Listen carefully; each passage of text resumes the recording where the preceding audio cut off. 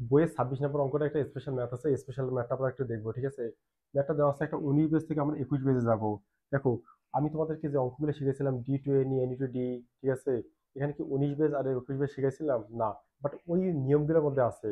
আমরা যে কথা বলি, এনি বলতে হচ্ছে পৃথিবীর যে কোনো সংখ্যা ডি ছাড়া।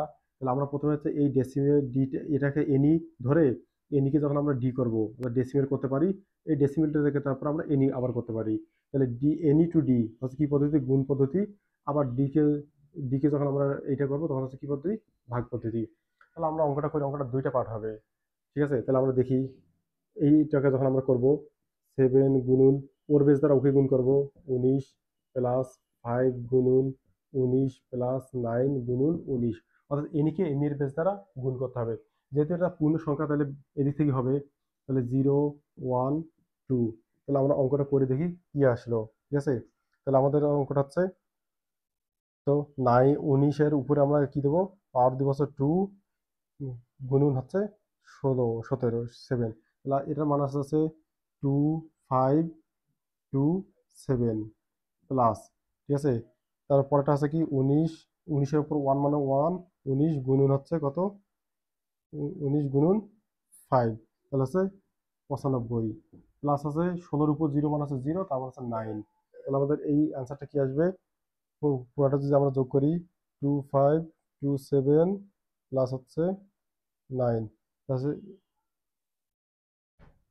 ডেসিমেল করলে এটার মান আছে 25। তার মান আসে 2631, ঠিক আছে? এটা আমরা কি পেলাম? ডেসিমেল পাইলাম। এখন এই ডেসিমেলটা কি করবো? আমরা ভাগ করব, ঠিক আছে? তাহলে ভাগ করলে আমরা ডেসিমেলকে ডিকে যখন এনি করবো, তাহলে কি পদ্ধতি? ভাগ পদ্ধতি।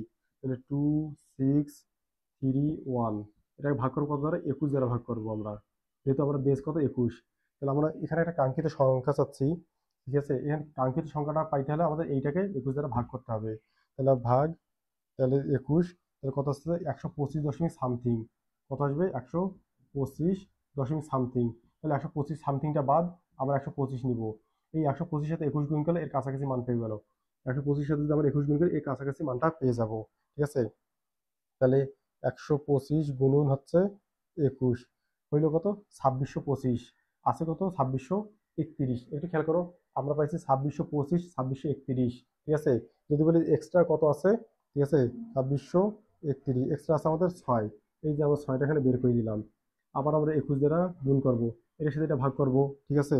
তাহলে 125 ভাগ 21 আসবে হচ্ছে 5 পয়েন্ট সামথিং। তাহলে আমরা 5টা নিব, ঠিক আছে? তাহলে 5-এর সাথে আমরা 21 যদি গুণ করি, তাহলে 21 গুণ হচ্ছে 5, তাহলে আসে 105। কিন্তু আছে কত? 125 আছে, অতিরিক্ত কত আছে? 20 আছে, ঠিক আছে? তারপর আমরা 21 যদি দেই, ছোট সংখ্যা চলে আসলে কি করি আমরা? এখানে 0 আর এখানে যা থাকে সেটা বের করে দিব, ঠিক আছে? কিন্তু এই 20-এর জন্য আমরা কি মান নিব?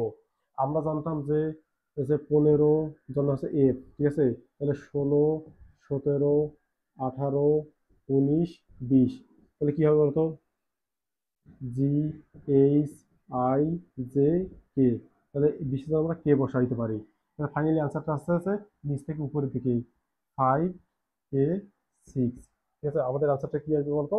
5K6।